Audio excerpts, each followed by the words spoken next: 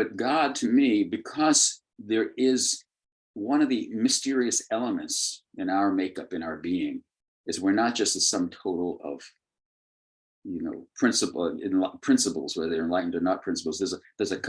Our humanness has a personhood to it. And that personhood is not about the ego, which is just a kind of a shrunken idea of that. It's about this warm individual engagement with being. And so that just as greater consciousness is reflected in our consciousness, greater love is reflected in our love, presence is reflected in our presence. This sense of selfhood that we have is also built in somehow to the universe, to being. That being is involved with itself in this whole way, in a relational way, in a sense. And that arises as our selfhood. Welcome to Rebel Spirit Radio, exploring the frontiers of spirituality, consciousness, the esoteric, and humanity's sacred relationship with the living earth. I'm your host, Nick Mather, and in this episode I am joined by poet, author, teacher, and Zen practitioner Paul Weiss to discuss his latest book, The Dharma of Direct Experience, Non-Dual Principles of Living. Not only does Paul share some of his poetry, but he also talks about the importance of reciprocity, thinking about intimate embrace rather than non-duality, and the lessons learned living in an intimate universe. Also, please be sure to like and subscribe to this podcast on whatever platform you use to listen to or view podcasts. Your support is truly appreciated. Paul Weiss began serious practice in Zen as well as Tai Chi in 1966 and spent years in several training and monastic settings, including in schools and clinics in China. In 1981, he founded the Whole Health Center in Bar Harbor, Maine, where he teaches, counsels, and offers meditation retreats and his True Heart, True Mind Intensive. A lifelong poet, he is the author of 2 collections of poems and essays, You Hold This, and Moonlight Leaning Against an Old Rail Fence, Approaching the Dharma as Poetry. He joins me today to discuss his latest publication, The Dharma of Direct Experience, Non-Dual Principles of Living.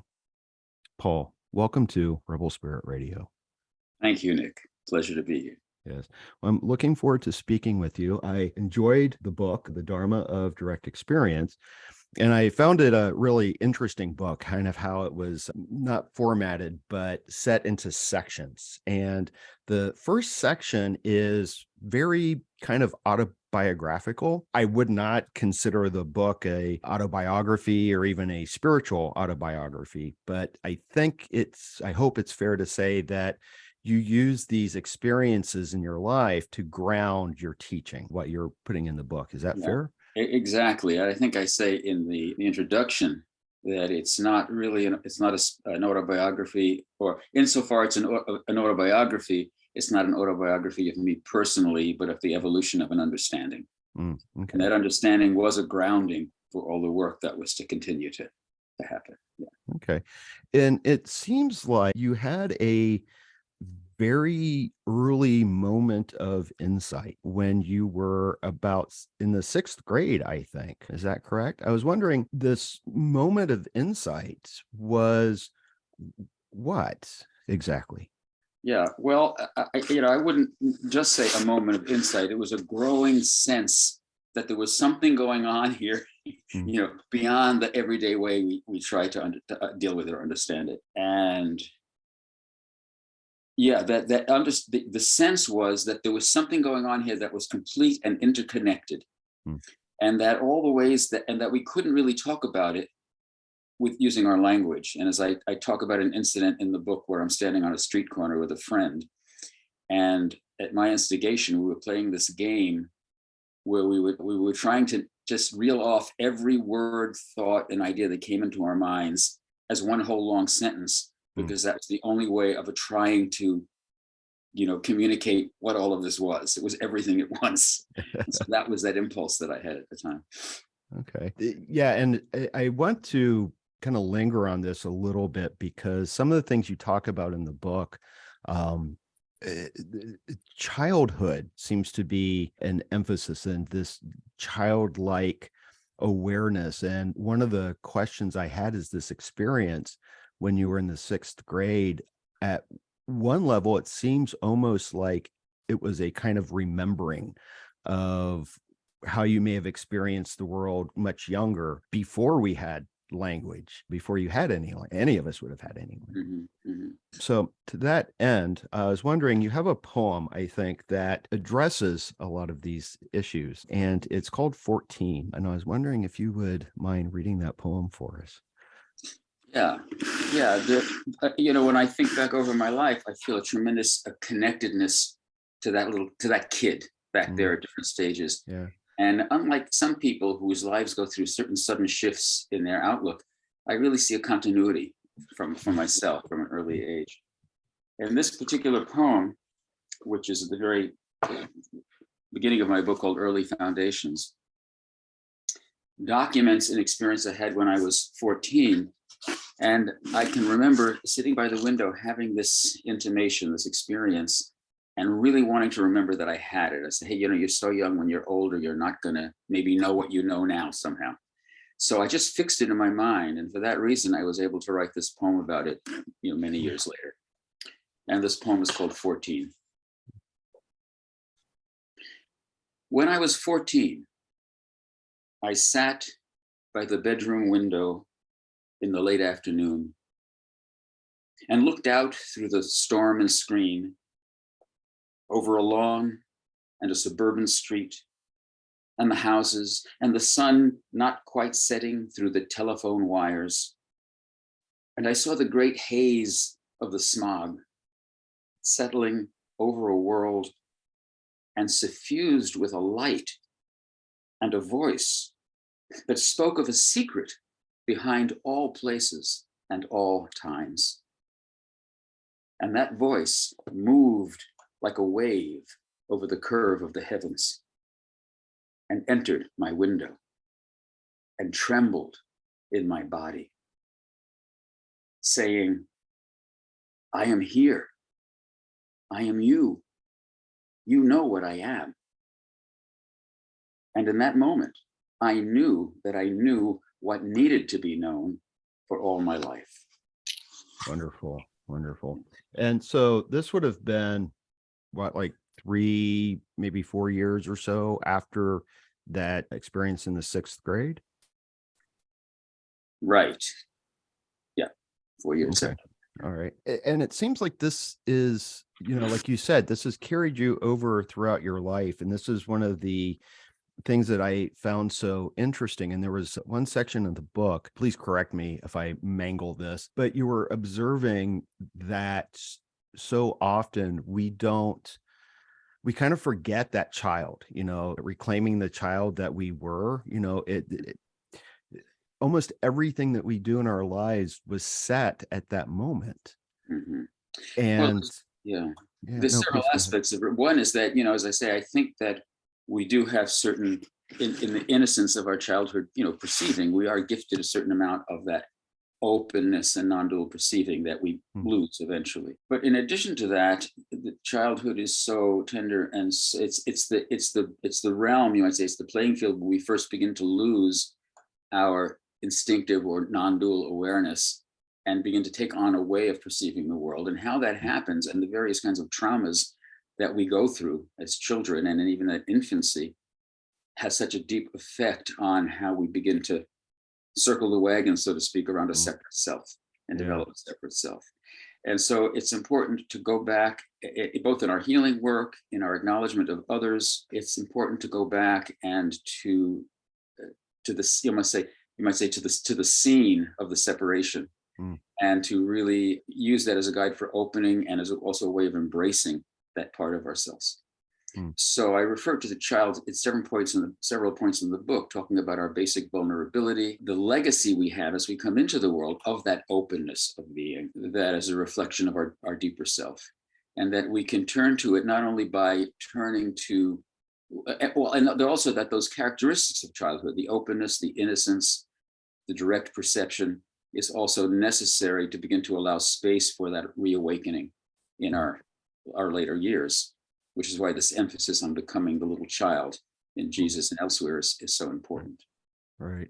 Yeah. It brings to mind, I've heard this a couple of different ways, but one of the ways that I always kind of explain this when I'm trying to address this, like in a classroom, is there's a J.D. Salinger story, Teddy. And Teddy, are you familiar with the story? Mm-hmm. Where he's this, I suppose, like a reincarnated guru or something. And he is speaking to this reporter, and he has this moment where he's like, well, that the apple or the fruit of knowledge in the Garden of Eden, he's like, we need to throw all of that up. And it seems like that's part of what's happening here, is we need to let go of a lot of the false ideas and false perceptions that we've taken on as knowledge throughout our adult lives to get back to that childhood innocence.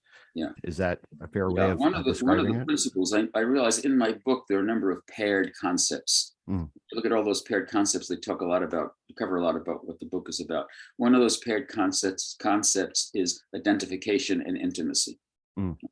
So intimacy is this direct experience when there is not a lot of mental construction standing between us, right, and our experience. But as our mental construction arises, we identify, right, with the rising contents of the mind, and our life then primarily becomes a relationship of identification with the arising contents of the mind, which is an indirect, or can ever after an indirect way of being in relationship. We see things through our ideas, our projections, our labels. And so we're seeing things through our identification, including identification with this arising idea of a separate self and ego, which is an idea that arises that begins to take on mass and that we're identified with, that we're living out. As we relax all of that, none of that is coming between us and our direct experience. And that would be the beginning of what I call intimacy, when there's just our availability to what's arising and our presence with it without anything standing between us and that thing, our openness to that thing. Right. So, yeah. And is this because you wrote, kind of going back to that experience in the 6th grade, that you said, I saw that my grasp of reality was governed arbitrarily by the structures of my mind? No, I think that's isn't that the later experience I had? It could be. It could be. That's from a later. Oh. That's from a later experience. Okay. I think it was when you were still young, though. Yes, I talk about an experience I had when I was 15. Okay. I was reading this book on Einstein. Yes, that is. I was trying to get my mind around. I'm sitting there where I'm on a family vacation with my family. I grabbed this popularized book on the teachings of the principles of Einstein. And I was reading about how time is relative, and someone traveling in a spaceship is going to be aging differently and being in a different time frame than we are. Right. And my rational mind could say, time is everywhere. Everything. How can that be? So in a sense, it was like a Zen koan for me.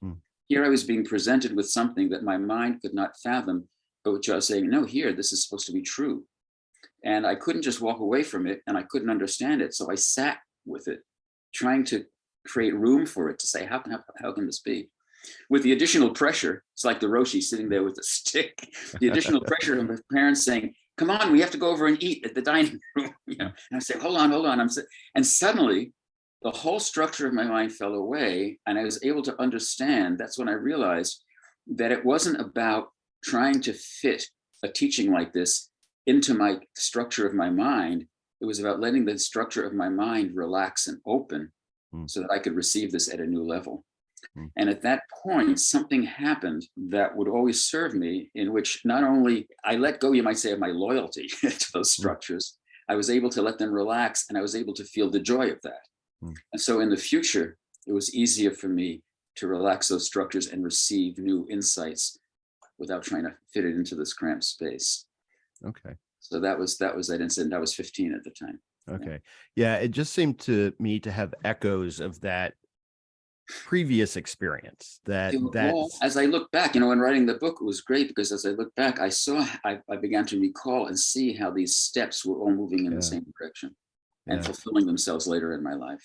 Yeah. Now, when you had this experience when you were 15, or this insight, if I can say that, had you already started exploring Zen Buddhism at that time? No, it was just before. Okay. And when did you first come across the teachings of Zen? When I was 16, a teacher in high school, who I didn't otherwise have any particular close relationship, somehow instinctively handed me this book. And if you know what it was, we it was this English class, and we were supposed to go through a list of books and pick out one of the books from that list that we wanted to read and write about. And my teacher came up to me and he said, never mind that list. I think you'll be interested in this book. Bless him. And he handed me Suzuki's, Essays in Zen Buddhism. Yeah. And I opened that book, and it was the first time that I was reading something that was speaking to the kinds of intuitions that I was having. Mm-hmm. So I started calling myself a Zen Buddhist at the age of 16. Yeah, it wasn't for a while that I would begin to, learn more about Zen, but that's when I first was introduced to it. Yeah. Yeah. Suzuki was a introduction for many people, I think. One of the only writers around for right, a long time. Right. Yeah. And Zen Buddhism, I think, was one of the dominant forms in the United States and probably in, Europe as well. Seemed to be the one that most people kind of flocked to for a while. And I think that kind of shifted a bit part of in that the 90s. Popularization of the beats. Yeah, right. And part of it was that there were really by the mid 60s and even early 60s, there were already teachers coming over from Japan. And so it was one of the first forms of Buddhism that began to really make itself available in this country. Yeah. Now, you went to China and practiced and trained in some monastic settings in the Chan tradition, which is the kind of the foundation for Zen. Right? Well, actually, my time in China was not around Chan, was not around. Okay. I did sit with some Chan masters here in this country, but my time in China mostly had to do with Qigong. Okay. And Taoist teaching. Okay. Which I did spend some time there on my own, and then I also brought some groups over with me to study. Yeah. Okay. Yeah. And I apologize if I get it all mixed up here. Easy. One of the things I appreciated in your book is that you draw from a variety of spiritual traditions, so it's not just Zen, but you do have the Taoism and touch of Vedanta in there, but also a nice dose of Christianity. And one of the things that struck me as really kind of curious in a sense is that you talk about God a lot in the book. And that seems to be pretty unusual for someone coming from a Buddhist perspective. Mm-hmm. Yeah, I do talk about how at a fairly early age, it was part of the same openness. It was almost like a poetic openness to reality. And so in a sense, I could almost say my ultimate religion is poetry. And by poetry, I mean this creative openness to reality as it arises and all the ways it expresses itself. So I could truly embrace and appreciate the poetry of Zen. And by the poetry of Zen, I don't just mean the literal written poetry, but the poetry of that whole approach to reality. And I could really embrace and appreciate the poetry of a God-centered understanding and feel take them both in and feel how they both completed each other. For me, they both served. And that together they meant more to me that both were better than either or. That both and is always as a principle the completion of something. And to say, oh, I believe this way, therefore that way is not mine or off, is simply to exclude a part of our immersement in being, because all these different paths have some valuable immersement in reality to offer us. And it's I feel fortunate that I just feel open to be able to embrace both paths. And then because of that, to really see how the teachings, without meaning to just flatten them, but really include each other and can be transposed in our discussion. Things that are being talked about in a theistic religion, for example, I can embrace it for itself and also see how it translates into a language that is non-theistic, but which is really allowing the same depth of experience. So I feel like in my own, and because I had, and as I say, so much of the early part of the book is talking about my own direct experiences, I could see for myself directly, and those experiences themselves were both God-centered and non-God-centered. And I could see how all of that was stemming from something you might say that was upstream, certainly upstream of our mind's capacity to categorize, that we may tend towards for cultural and other reasons, embracing one path or another, but the raw material, you might say, is beyond all of that. And I feel very enriched and fortunate to be able to, to drink from the different sources. All right. Yeah. And it seems to me, I know that in the Zen tradition, there is an aspect of poetry that's kind of inherent in Zen. And the other thing too, I think that poetry is so helpful in this sense because it's what, in the Tao Te Ching, the Tao that can be spoken is not the true Tao. And that it seems like we just kind of have to use language in a way to try to circle about this thing that ultimately is ineffable. The problem of the mind is its desire to be literal. That there's this direct connection between a thought or a structure of thought and some reality. And even when we talk about the most subtle realities, whether it's quantum physics or whether it's subtle metaphysical stuff, it still has this desire to be literal and real, the real truth. And that's never true. It's always, and there's nothing wrong with literal descriptions as long as we know that they're just a mode of the mind trying to approximate something. When we take things literally, we start getting into fundamentalism and dogma, and that's everything in life. It's not just religion. It's what's my literal thought about you. Well, no, that's just right. Not true. Yeah. Well, and I like, you mentioned in the book about the different traditions that there's a common source for all of them, and the image that I was thinking about, and I got this from a scholar of mysticism, Jorge Ferrere. I may be mispronouncing his last name, but the way that the analogy that he uses is of like a ocean with different, you have different spots on the beach, and each spot can be, has its own perspective, but it's all looking at the same source. I talk about it as different doorways into the same castle. Right. And each experience, not only different traditions, but for myself, each experience that I had was like a different doorway or window into the same space. You see a different perspective from each. Right. So many rooms in one mansion, something like that. Yeah. Many mansions in one room. Yeah. So you mentioned God. You talk about God. What is God for you? How do you understand? Not an easy question at all, I'm sure. Well, on one hand, I could talk kind of technically or metaphysically about, it's like I could start by saying that the universe, there's a fundamental awareness of being. That awareness is the source. I mean, unless you're a materialist and really believe that our capacity to be aware is merely an artifact of different circuits in the brain that are processing input and therefore in creating an illusion of awareness. I don't believe that, and none of the spiritual systems, of course, believe that. Whether you're talking from the point of view of Buddhism, especially, let's start with Buddhism. Buddhism acknowledges or talks about the fundamental emptiness or openness of being, the awake nature of being, which is awareness, and the responsive capacity of being, which ultimately is our creative capacity and our love in response to each other. And so even Buddhism talks about an underlying nature or capacity of being, which manifests as everything else that we experience, including our own capacity for these things. My capacity for awareness, in a sense, is the universe's capacity for awareness acting through me, etc. Right. My presence, my openness is my availability to the openness of being itself. And my love is just my capacity to express the underlying responsive love nature of being.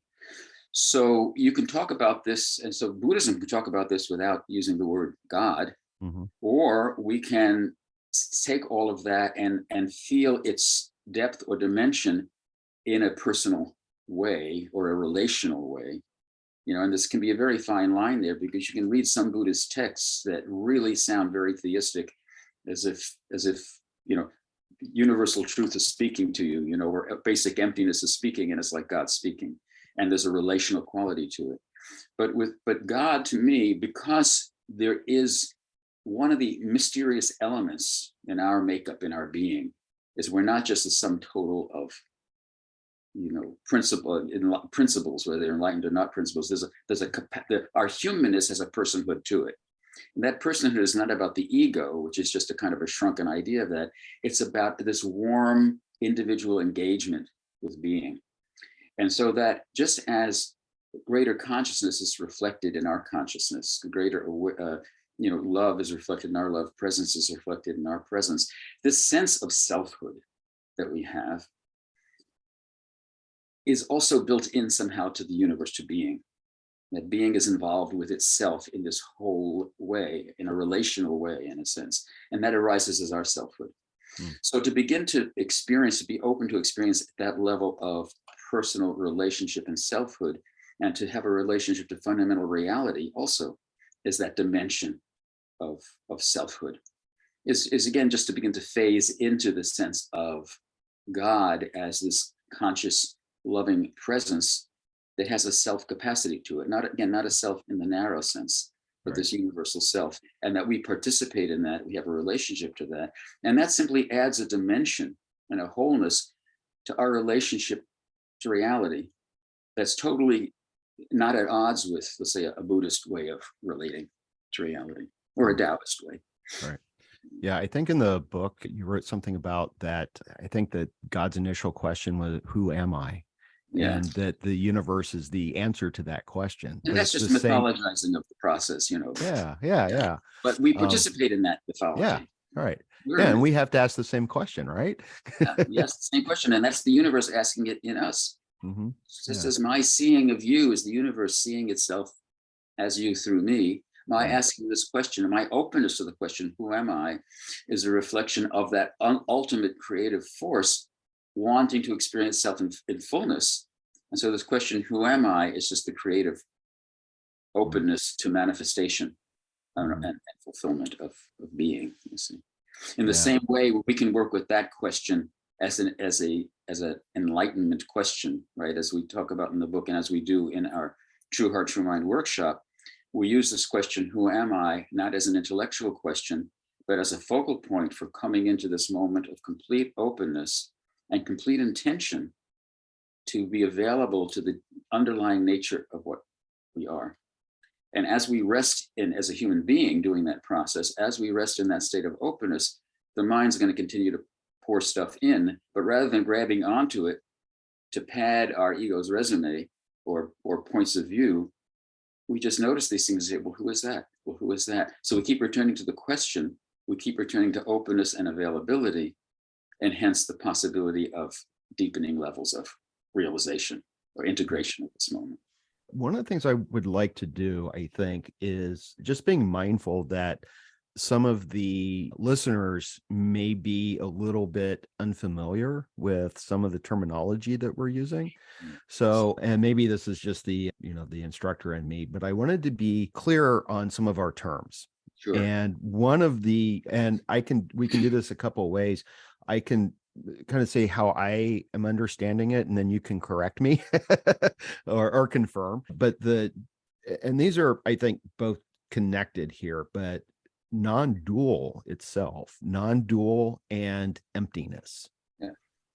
And so my understanding is that, where do I want to start? Well, I'll start with emptiness, because this is often connected to this idea of nothingness, which I always hear from a Buddhist perspective as no thingness. Right. And that everything it's not a separate object. You can't separate anything from anything else. Right. So like the human, instead of seeing myself as a discrete object cut off, or even person cut off, I have to consider the foods that I eat and the soil that the plants are grown in, and the microbiomes in the soil, and the worms and the sun and the rain, and the entire cosmos has to be there for me to exist. So I am intimately connected to all things. Yeah. And that from the Buddhist point of view, I think emptiness, what it really doesn't mean empty of something, because that's just another idea we have. It's empty of all the ways we project our own ideas and categories and things onto a completely open, fluid, and interpenetrating, interdependent reality. There are no separate things. A thing can only be a category arising in the way our mind separates and labels. Whereas reality, going back to my 6th grade experience, which was basically what I was recognizing then, is that it's false to speak of separate things. Nothing exists without anything else, and it all exists as one totality. And that totality is not a totality of a bunch of separate things. It's the totality itself that's somehow expressing itself as all these separate things, but it's not nailed down. And so therefore it's open, it's fluid, it's empty. It's, we're not stuck for good with any picture of what is. Yeah. So that emptiness is an openness, is an inviting space and availability rather than separate things that are the real estate's not all taken. Right. And then that feeds into non-duality, because that is what non-duality is, right? Well, non-duality is just another category of the mind. Non-duality is a word I don't actually care for a lot. I use it sometimes functionally, and it was not my choice to use that word in the title of the book. Right. Because as soon as you have a flashing sign that says non-duality, this is already, in fact, the word non-duality itself is kind of inherently dualistic. Because I always say, half jokingly, but it's true, non-dual as opposed to what? Yeah. And then you say, well, as opposed to duality. Well, so non-dual is a very clunky word to talk about a reality that's just open and can't be nailed down, and is participating in a holistic way in itself. There's not ever two sides. It's just how the mind, not duality, is just how the mind tends to frame our experience. Yeah. How would you prefer to express that? Well, again, I can use non-duality. Well, I would, my original instinct for the title was, rather than using the word non-dual, I like the word intimate. I would have called it Lessons from an Intimate Universe, or Lessons from an Intimate Reality. Because when there's nothing placed between one thing and another, when there's nothing placed between myself and another and something else, there aren't two sides. There's no duality. There's participation in one reality that can express itself in all kinds of dimensions and all kinds of ways. So non-dual is very technical and has the capacity to become kind of pretentious. It becomes another label. Well, I'm a non-dual. Well, right. So I just relax and just be intimate with what's happening. Yeah, I agree with that. And I've heard a lot of people kind of focus on this non-dualism, and I've heard that criticism as well. It's like, well, if it's non-dual, that's a dualistic category. Ultimately, non-dual from our ordinary standpoint is paradoxical and nonsensical, because we are designed to think, or as far as we think, to think dualistically. Right. And any true so-called non-dual statement is always going to be kind of paradoxical. So like something I say in a poem in the beginning of the book is one of my early experiences, which I call interpenetrating, right? What do I call? Inexhaustible non-exclusiveness. The realization that there was no thing that was exclusive of anything else. Right. That there was no thing that did not include everything. And that it was impossible for anything to exist that wasn't the arising or the present, the appearance of everything. But there's no way the mind can piece that together except, very, theoretically. But it's an all-embracing experience that can only be, again, experienced directly, is what I mean by direct experience, not by way of the mind and its way of trying to, calculate or understand. Okay. To that end, I wanted to ask if you would read another poem. I am thinking, I hope this is one that I gave you, but I was thinking that what might be appropriate to what we have just been discussing is In Me, the Universe. Yes. Yeah. I do. You did mention that one too. Good. Yeah. So this is a poem which is really expressing that in us, whatever that absolute reality is, in this case, I'm just calling it the universe, that universal reality is present through us, and it's what joins us as one reality, right? And that's what we are. In me, the universe presumes to be lover and friend. In me, the universe presumes to be lover and friend. In me, the universe hovers at the choice point between love and fear, to bless or to withdraw. I am the one who hovers here. I am the one who speaks from the heart of what we are. Shall we agree not to disown ourselves and the voice that speaks us? Here, where the stars are just emerging in our dusk, the river lights are gleaming, and rose and jasmine perfume the courtyard. Shall we not convene our ancient mariachi band when there is so many eager and waiting to dance into the night? Oh, friend, pick up your divine instrument. I am the one who calls to you from who you are. Beautiful, beautiful. Thank you for reading that.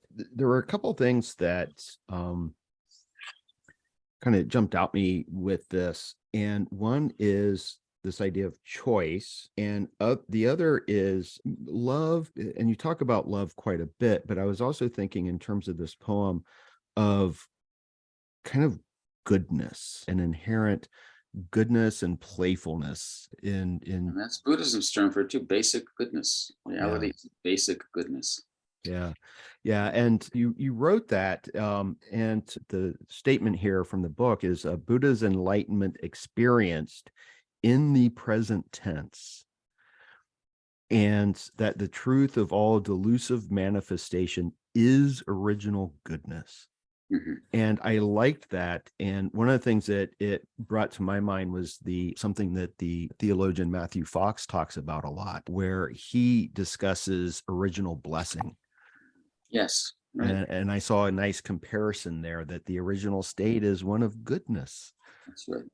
And I realize in that poem, I'm really it's so funny looking at either, when I look at my writing again, or I look at my poetry again, I'm sure this is true for all writers. I always learn something new. It has something new to teach me that, oh yeah, that's something that's in there. And in this poem, I can see how the sequence. First, I'm making a basic statement about our identity with the whole. That's what's speaking through us. Can we agree to own ourselves as we are, as well as that voice that speaks through us? But in me, the universe is not only presuming to be that lover and friend, but in me as a human, there is this thing that happens where I am, the universe itself through me is also not only being absolutely what it is, but it's also hovering at this choice point. We as human beings are, can either allow that love to flow through, or we can respond to other feedback loops and retreat. So the universe is also hovering at this choice point between love and fear. Are we going to bless, which is to allow the full abundance of our being to flow out, or are we going to flinch and pull back from that? Then it goes to our reciprocity as human beings. Can we agree together, therefore, not to what was the word I used? I forget. Withdraw ourselves, not to disown ourselves, not to disown ourselves as human beings, which is our starting point. And similarly, not disown that voice, that greater voice that speaks us together here at this moment. And then it's almost, at this opportune moment when everything is present for us, when there is this, fragrance of being, the river lights are gleaming, etc. Shall we not convene? Shall we not resume this wonderful dance, this wonderful music that's ancient to us? And I playfully say this mariachi band because that's just playful music. Shall we not agree? Let's just, put down all this differences and let's resume our mariachi. When there's so many, ultimately, all of us, all our souls are eager and waiting to dance into the night. So let's pick up the instrument. And then I come back to this first thing. I am calling from the source of what you are, from the source of what we are. It's the same voice calling us. Yeah. Now, in what you just said, I noticed that you used a word that you also discuss in the book. And so I want to ask you about this. And that word is flinch. Yes. And so if I understand, and again, please correct me if I'm wrong, but there's this flow that we can participate in. There's this inherent goodness that we can participate in. But yet often we don't, because we are separate from that flow somehow. And I think this is where you say, we flinch from it. Am I right? And I know that flinch is an acronym. I don't remember exactly what the acronym stands Well, but we off the top of flinch. my head.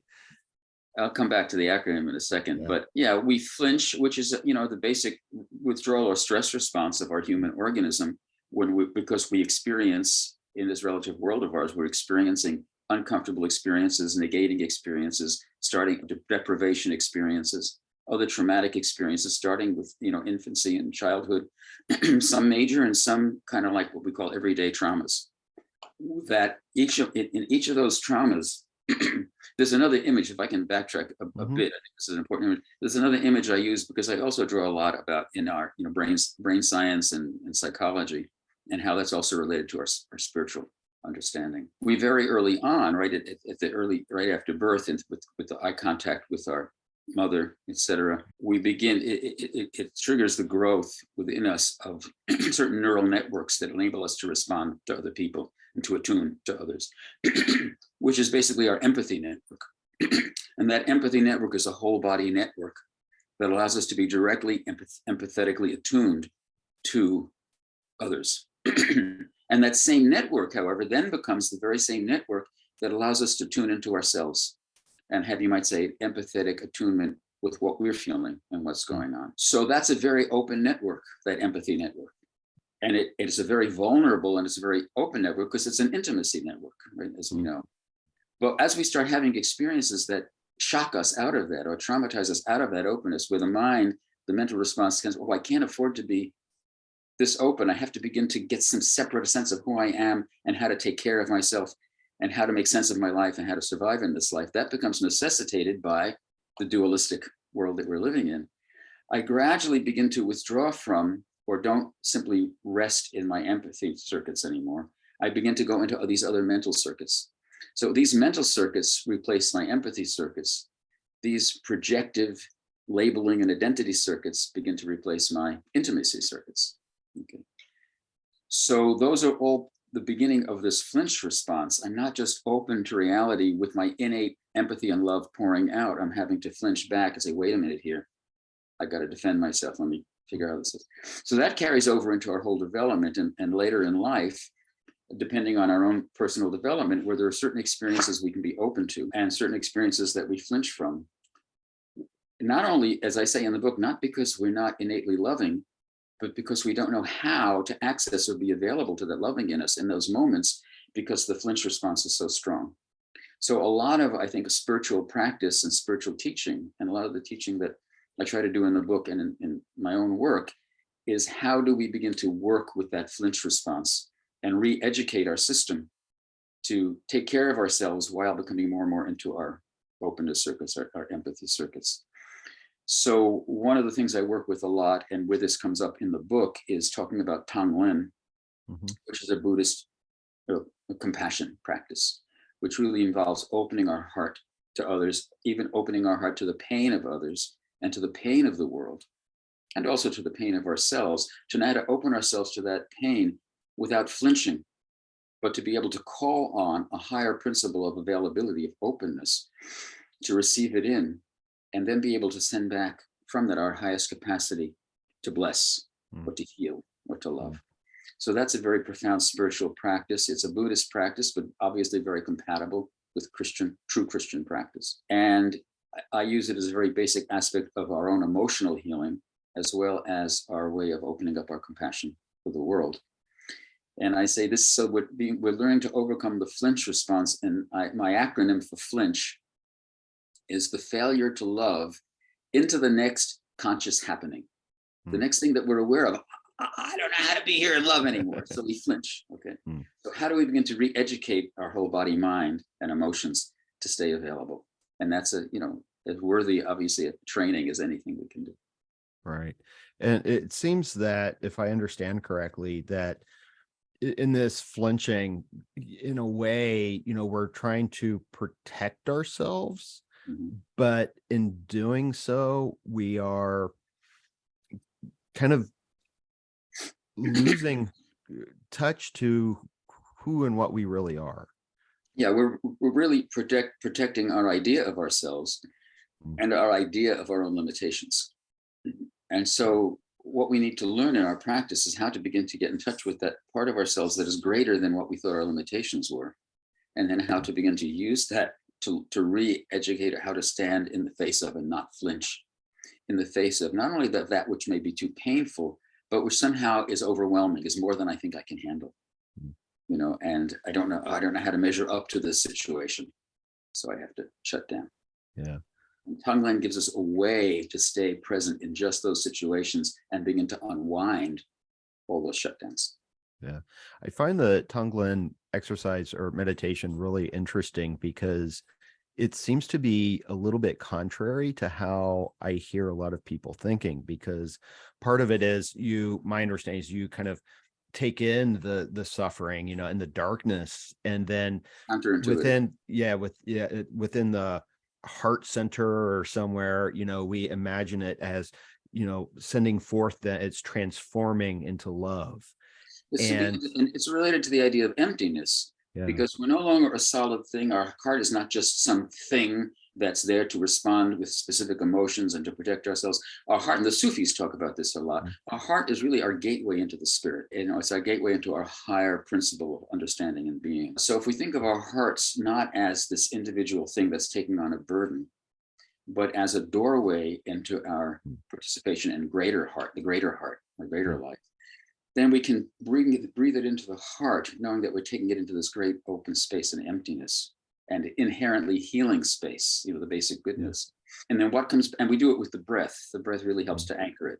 So we breathe in that which we would normally resist, or breathe in another suffering into the heart, into that openness of being.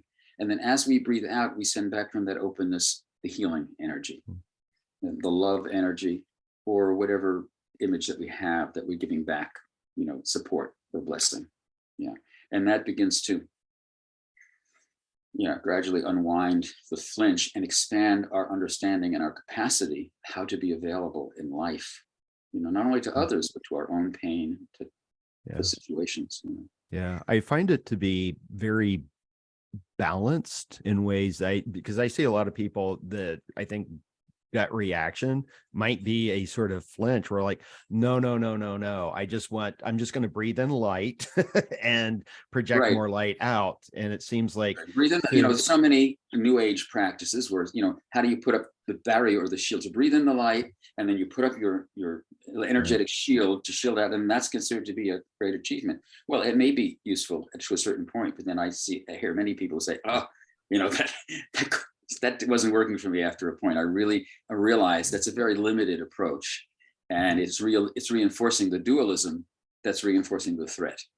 Whereas when I begin to realize my own emptiness, I can welcome in what I thought was holding off, and I'm just expanding my own being and my own wellness, really, my own okayness in the process. Right. My own safety. Yeah. And so in part of this flinching and separating ourselves off, it also seems like one of the things that we do is we tell ourselves these stories about our situation, and you address this as well. I think, and you also write, and I don't know if you say this necessarily in terms of the stories, but I think it applies that our fundamental choice is where we put our attention. Are we putting our attention on these stories that separate us? Do we put our attention on the flinch, or do we put our attention on the openness? Do I put my attention on the story that keeps reinforcing my limited view of life, or do I switch my attention to my capacity to be open in this moment, which then creates open possibility again? So you can see, obviously, there's a gentle tutoring. All these things, all these experiences of openness are both not habitual. They're contradictory. They're contrary to what our mind's habit pattern has been, and they're also contradictory to what our safety habits might be. So at both levels, there's a re-education and learning how to be okay with that. And it's tricky to do. And it's an ongoing thing, right? One of the things that I'm always concerned about, and this is why I liked your statement about the Buddha's enlightenment experienced in the present tense, because I think we have this tendency to think of enlightenment or awakening as a one-time event, and therefore I am enlightened, I am awakened. And I think it's an ongoing process that, it's this we constantly have to work at these things and interrogate ourselves and check on these stories and ask return to zero. Yeah. Well, I recently had this experience where I've been holding on to a lot of anger and resentment. And I go out hike every week, and sometimes, and I try to make my hike a meditational practice. I try to silence my mind and just kind of focus on where I am and what I'm doing. But sometimes, that mind just kind of filters away, and that anger and that resentment starts coming in, and it creates this story that's going, over and over and over. And very recently I was doing that, and I just stopped myself and I thought, what does this serve? Who does this serve? What narrative is this supporting? And just realized at that moment, it's like, it doesn't serve me or support anything. Let it go. Let it go. So that's a lot of, it's kind of a rational clarity about that can be very helpful. Yeah. And it's also helpful. That's why I say, I think in our practice, to begin to adopt certain practices and certain responses that then become natural to us, as natural as our old flinch responses become, so that we can use them and they continue to come up for us when we need them. So that, I think one of the important things in the book is it's not at all, again, talking about certain spiritual experiences or certain principles or certain heroic absolute reference points. They're all part of the tenderness of our human experience and our human development, and our human suffering, and the tenderness of what's required to begin to bring healing to that. And that the basic foundation of that healing is the same as, that's being asked of us in all respects, is this capacity to be present in an embracing way with what's arising, which is also this Tonglen principle. So that and this is really another way of talking about non-dual, whatever all the far out was talking about it is. It's not to be at war with ourselves. Right. Moment to moment say, oh, I can embrace that. I don't have to be at war with that. Right. If I am feeling some kind of limitation, then I don't have to be down on that or say, well, I can't do this because I just turn to that embrace and, well, let me hold you. Let me embrace you. Let me breathe with you. Let me do Tonglen. Let me include you into the wholeness of being. Let me include my limitations into the wholeness of being.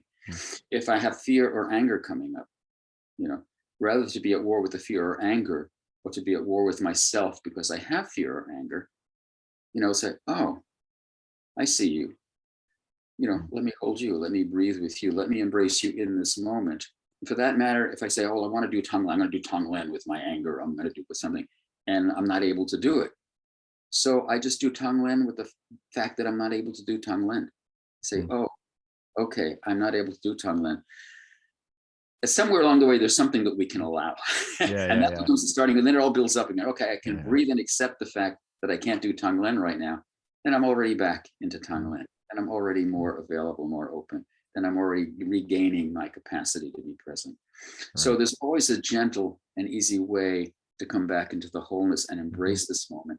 And to do this healing, this self-healing. And the word healing, is related to the word health and the word wholeness. Right. It's about becoming whole.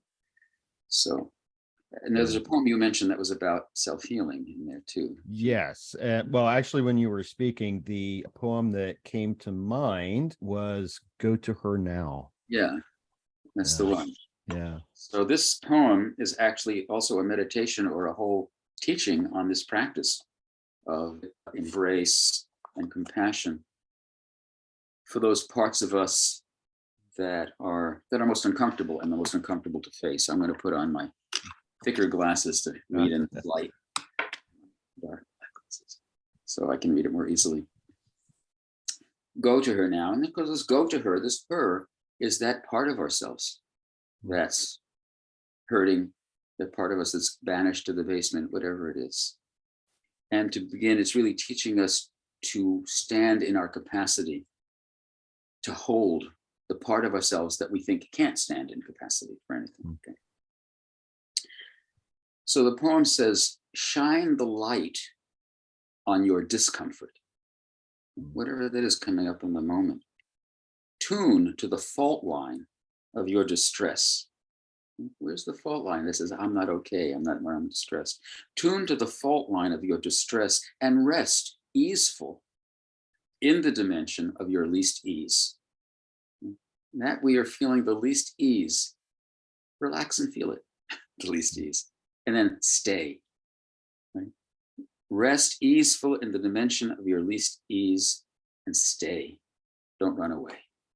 Be steadfast and sink as naturally as water sinks to its root. Release all other thoughts. Embrace just that sensation of dis-ease. You know, the one that speaks to you about how far you've traveled from your bliss, and gather it to your heart as your long lost child.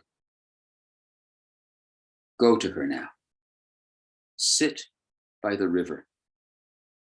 Be a faithful mirror and a friend. You are capable. You are larger than her. So hold. Do not deny. Do not indulge. Do not collaborate in some new or old belief, but sit together in the same light. Do not just listen to her sad tale, but listen to the essence of her tone until there is only the feeling. In other words, don't listen to the story of your problem, listen to the essence of the feeling of it, until there's only the feeling and your love sounding a common note. Until the ghostly membrane of your separation that surrounds your joy releases and reveals its tender readiness to be welcomed back into awareness, like a child happy to be welcomed back into its mother's arms.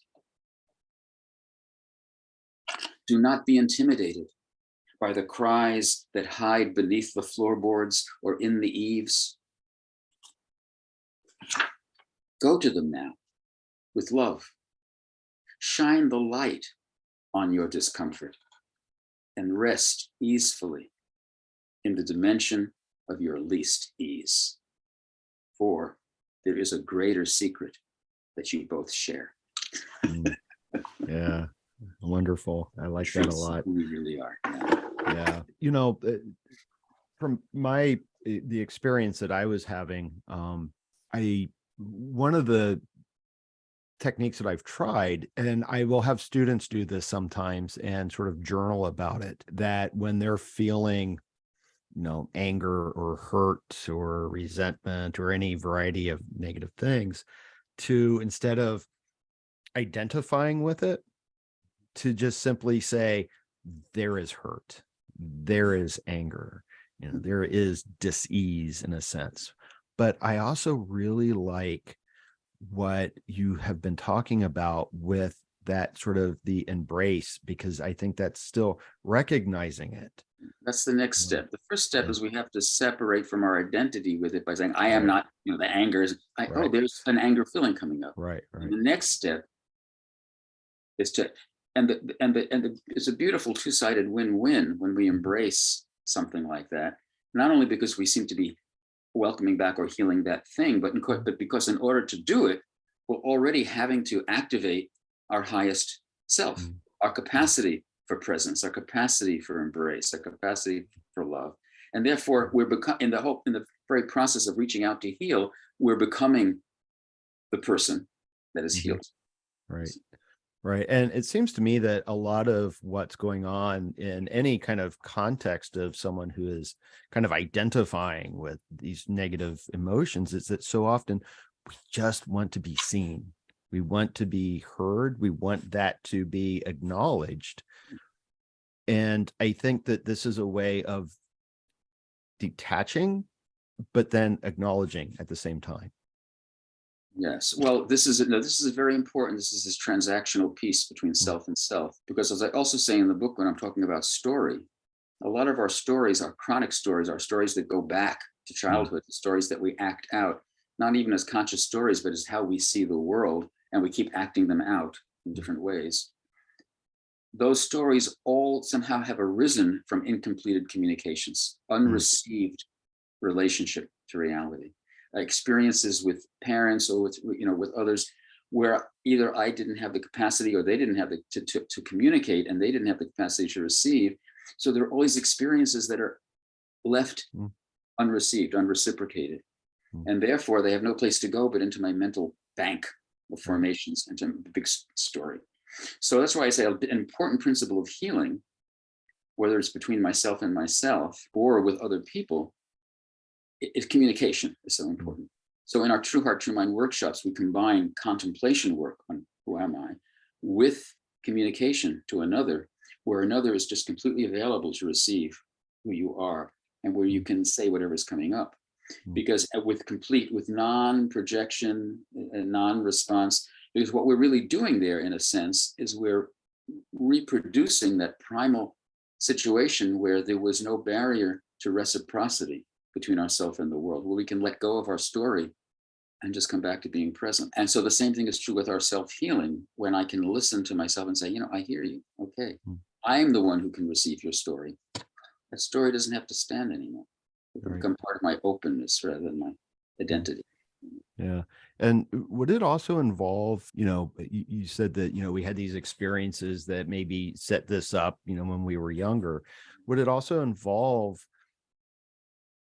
developing a compassion or empathy for those, like the parents or the grandparents or those? Yes, of course, but that comes later, has to come later. I mean, it's easy to bypass and say, oh, I forget my parents and I see what we're just doing. That's fine, that's important to do, but I may have bypassed my own healing. I've still internalized the story of what they did wrong. Right.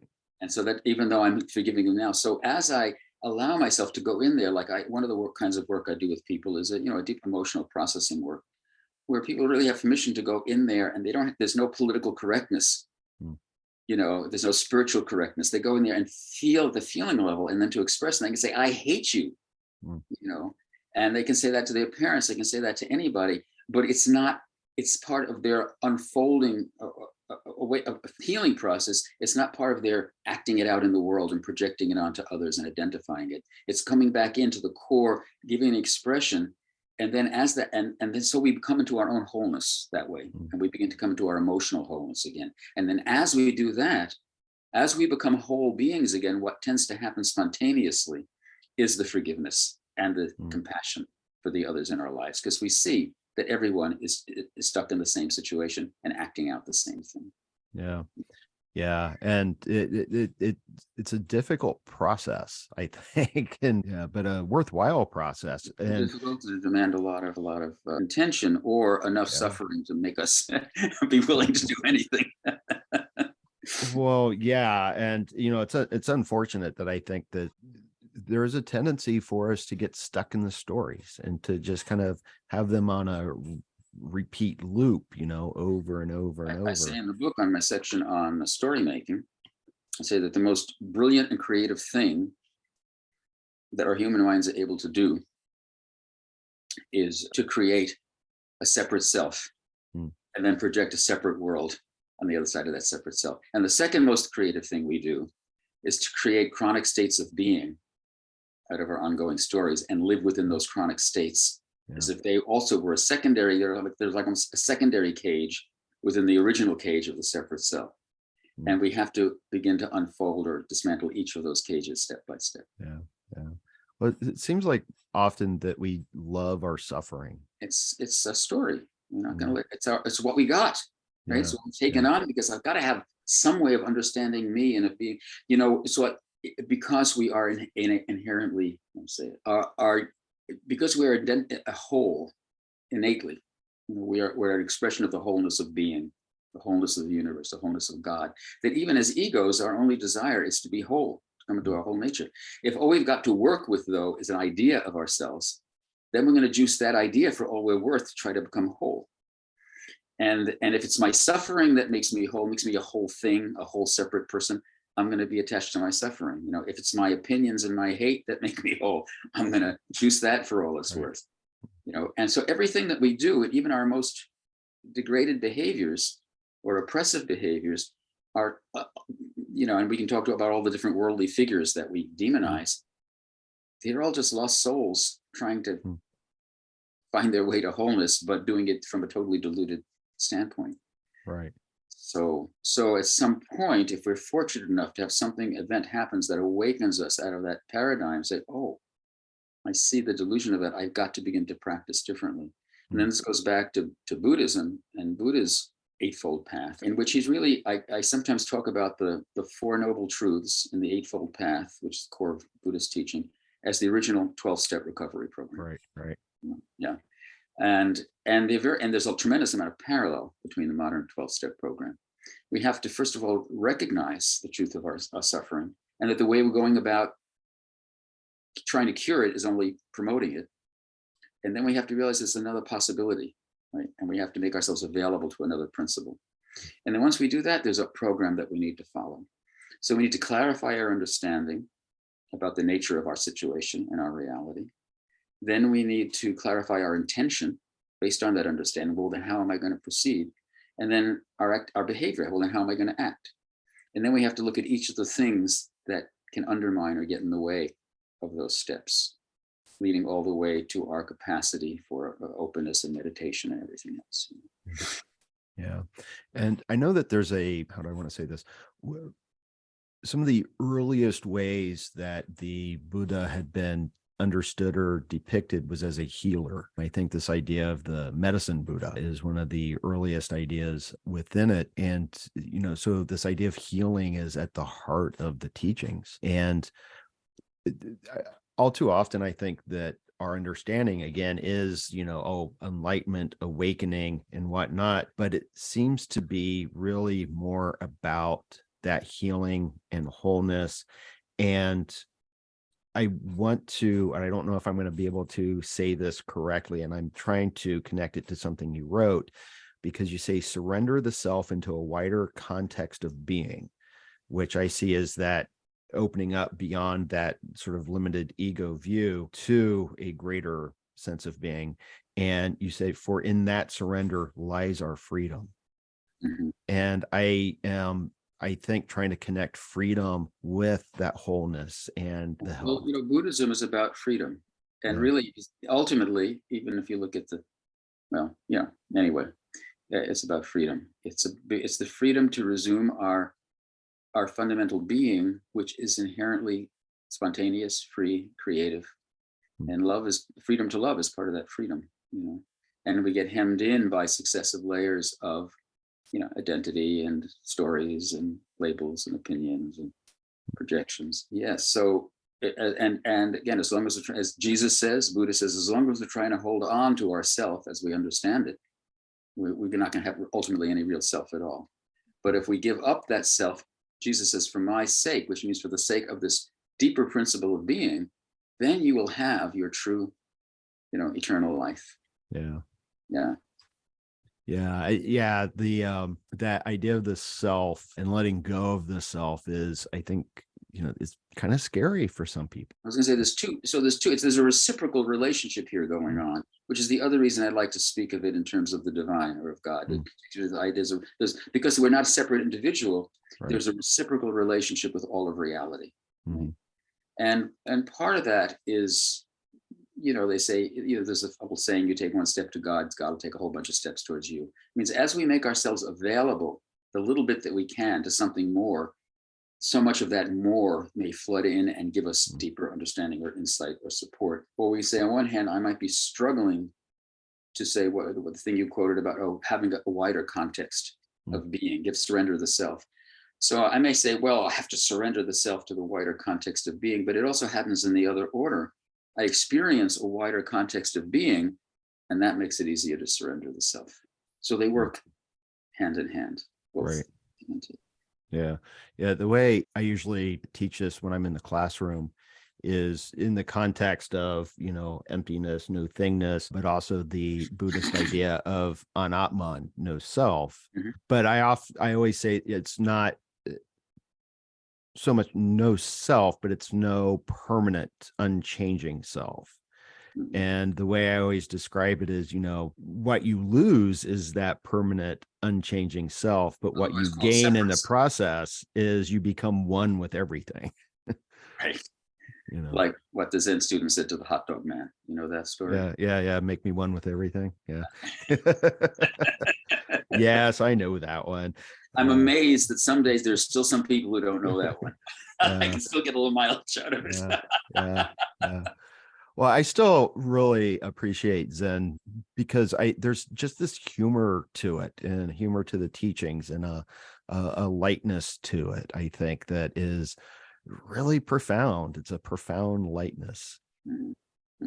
So I know that we're starting to run out of time a little bit here, but there are a couple of things I wanted to ask and you don't really focus too much on this. You do write about it a little bit, but one of the things that comes out of all of this is, and I think you have mentioned it this morning, is this reciprocity with a variety of ways. In the book, you talk about the mental emotional principle. There's a social reciprocity.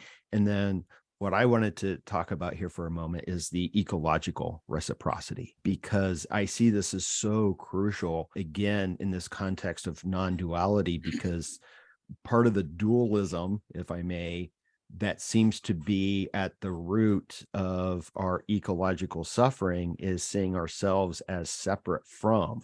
Exactly. Yeah. Well, this breakdown of reciprocity is really at the heart of all our woes, really, including ecological, our inability to see in a reciprocal way what's before our innate reciprocal relationship is with everything. We're not separate, go at our own way beings. But that's what we, and in my other book, I use the image of it saying, it's almost like our relationship to the natural world is, take the money and run.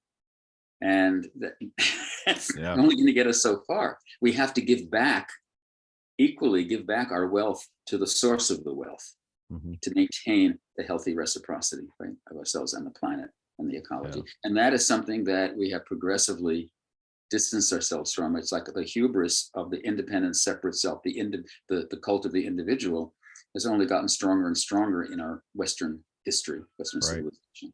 And, it's the ultimate tipping point right now.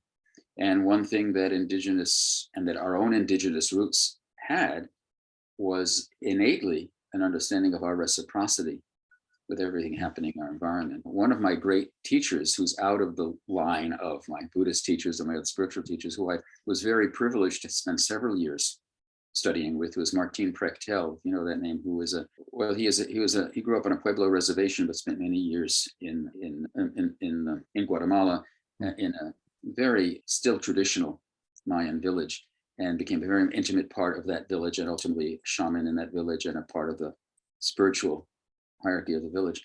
And he talks about those principles of reciprocity and the brilliance of the Mayan understanding. And and he also has a wonderful understanding of the indigenous roots of our whole modern day experience and what happened.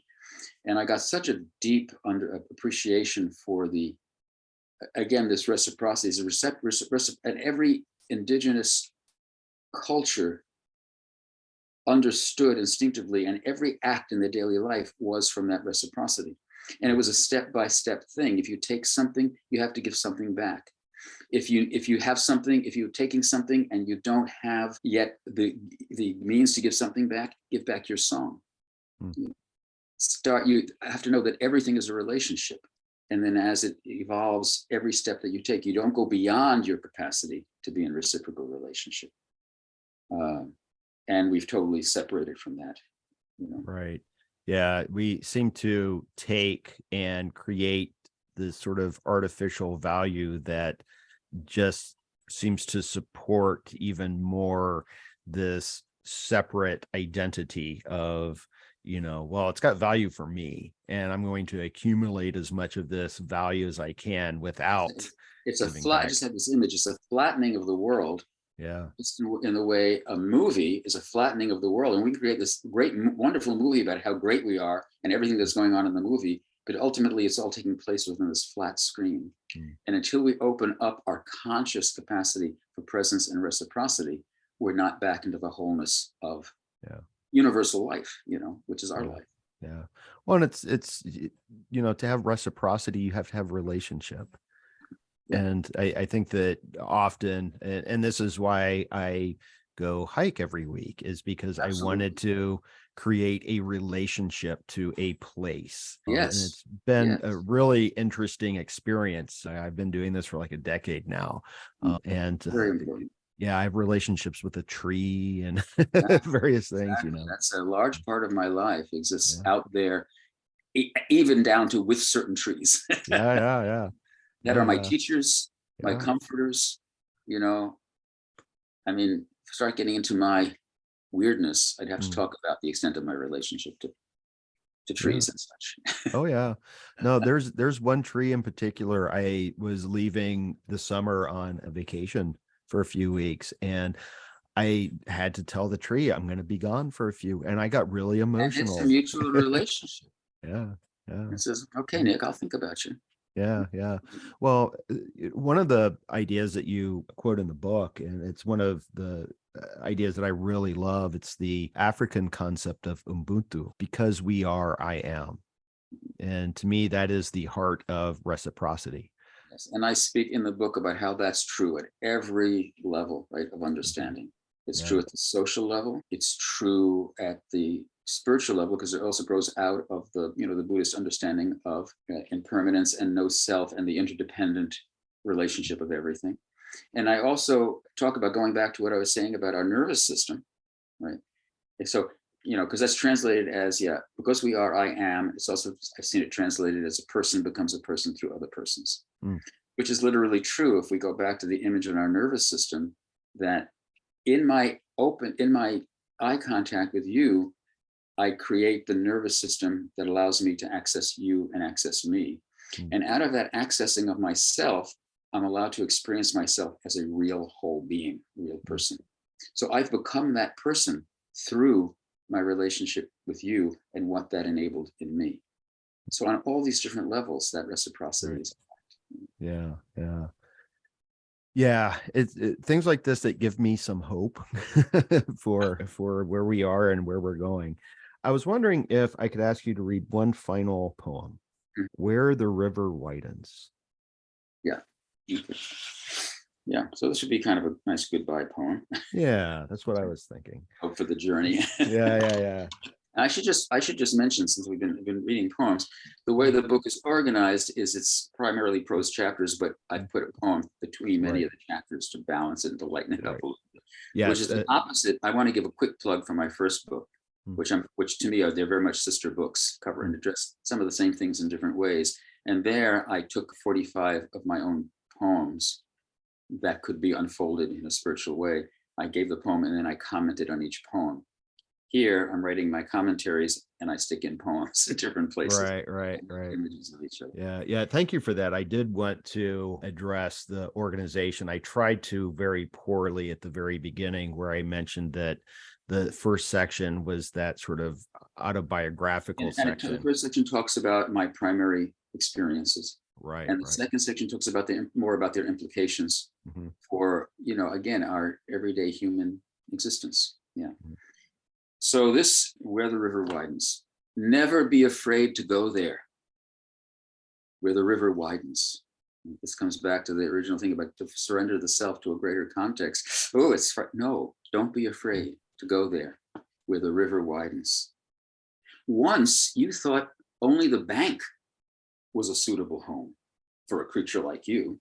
I can sit on the bank and point to these, I'm here and that's all there. That's okay, that's all I am. Never be afraid to go there where the river widens. Once you thought only the bank was a suitable home for a creature like you. If asked about the world, you would explain the mind thing. It's a dry place. Grass is sleek and sharp. Bark is rough. Dirt crumbles. Hope is sky. One picks his way there amongst distinct forms and shadows. Now, the taste of the water is in some ways like your first taste. The current of excitement, like your first excitement. The cool on your skin, the buoyancy. Sometimes your feet touched bottom, increasingly not. You allowed it, still thinking, my life on the bank controls this. I will tell the others, it is good. But now it is too late to talk. You are midstream. The current has taken you. The river has taken you. You are an unfolding of that current, not a body with a self. Every moment you are descending, every moment you are rising in another world. You are the soft ribbon of life that can breathe anywhere. Here, where the river widens, everything widens. Everything calls. There is no end to this widening. This can never again be your life. But do not be afraid to go there. Wonderful. Wonderful. Yeah, that's a really, I think, wonderful place to bring this to a conclusion. And I just love the imagery there. I think that was one of my favorite poems in the book. So just a couple of final questions. In the book, you do mention a few times that there are some other books that you are planning on writing. So I was wanting to ask, I know sometimes authors don't want to talk about the projects that they're working on, but I will simply ask you this: what's next for you? All right. I refer to it in my book as the sometimes dysfunctional pipeline. I'm sure not all of these will get written. And consequently, I included more references to some of the material in this book. But if I was to say the 3 or 4 areas I really want to write about is again, the nature of authentic heart-based communication. It's a really important area. And so I do so much work in that area. And so I have a book in my mind called A Little Manual of Authentic Communication, Speaking Truth from the Heart. Another book that in part I incorporated into this one, just in case, was a field guide to conscious loving presence. I have a long series of talks and lectures on Tonglen, which I feel is vitally important, which a friend has very kindly transcribed. And so that may get turned into a book if I can do the final editing work. But I should also mention, as I mentioned in the book, where I have a very short section on Tonglen, that our website now has available to anyone all of the recordings of those 11 classes on Tonglen. So I would just like to mention that, and go to our website, which is thewholehealthcenter.org, thewholehealthcenter.org. And you'll find that there along with some other recordings. And I think the book that I am maybe closer to writing next, and which actually is going to be the subject of all of my talks this winter, is a kind of a scripture, actually a long poem, which is a kind of a sutra or scripture that came to me in the spring of 2018, called the Blessing Way Sutra, in which I really, it's probably my most, I would say, ambitious poem, but I didn't write it ambitiously. It just kind of came to me, where it really describes the whole structure of being, our innate perfection, how we get separated from it, what we need to do to begin to find our way back to blessing, original blessing, the path of love that begins to lead us back out of this maze that we're in. And it's written as a long series of couplets in a very sutric fashion. I'm going to be reading and commenting on that also this winter, which people can access through our website. But I also want to write a long commentary on that poem, line by line, as a book. So that may also be coming. That's something else. Yeah. Yeah, I'd love to read that. I have every intention. I'm going to watch the videos on the Tonglen. Unfortunately, the Tonglen are audios, Okay. but yeah. Yeah. So I will put a link in the show notes in the video description for the website so that people can go there. And I'll also put links for the new book as well. Yeah. And yeah, I mentioned the old book, right? Moonlight. Yeah. All of those, this new book, as well as the old book, can also be ordered from our website. Okay. Wonderful. Well, Paul, you can see excerpts from it. Yeah. Well, I loved the book, and it was one that I wished that I had more time to kind of revisit before speaking with you, because there's sometimes the ideas I wanted to sit with them a little bit more. Well, I really loved your personal engagement with the book and with this material. And of course, if you ever want to talk again, I would be delighted. Yeah, absolutely. Well, thank you so much. Thank you for your presence this morning and sharing your wisdom. I'm so grateful for that. My delight. Thank you so much. And that's a wrap on episode 67 of Rebel Spirit Radio. Thank you so much for listening or watching if you are part of my YouTube audience or view this on Spotify. If you would like to support my work here on Rebel Spirit Radio, please consider becoming a patron. There are currently 4 levels of membership: Seeker, Sage, Adept, and Guru. Some of the perks available include early access to videos, shout outs to members, a members-only Facebook page, access to the Rebel Spirit Radio Discourse server, a monthly book club, and the opportunity to join me and special guests for a monthly cocktail apocalypse happy hour at the end of the world. You can find the link for the Patreon in the show notes or video description. And of course, if you'd like to make a one-time donation, you can still do so via PayPal. Another way that you can help the podcast is to share it with friends, family, or even coworkers that you think will enjoy it. That really is one of the best ways you can help and support the podcast. As I've mentioned previously, I often kid that I'm here in the Southland doing missionary work in regards to religion, spirituality, and ecology, psychedelics and consciousness, and how all of this can help us heal humanity's relationship with the sacred earth. So if you feel moved by the rebel spirit, please, by all means, help share the good news. Also, if you enjoyed this podcast, please make sure to give it a positive rating on whatever platform you use to listen to podcasts. It only takes a second, and your 5-star ratings really do help, especially if you listen on Apple. If you have a minute to spare, please consider posting a short but positive review. And please subscribe. For those viewing on YouTube, please give this video a thumbs up and subscribe to the channel.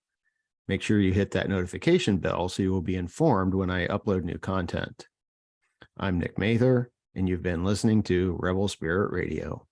Until next time, may you be in peace, may you flourish in all possible ways, and may you continue to nurture your rebel spirit.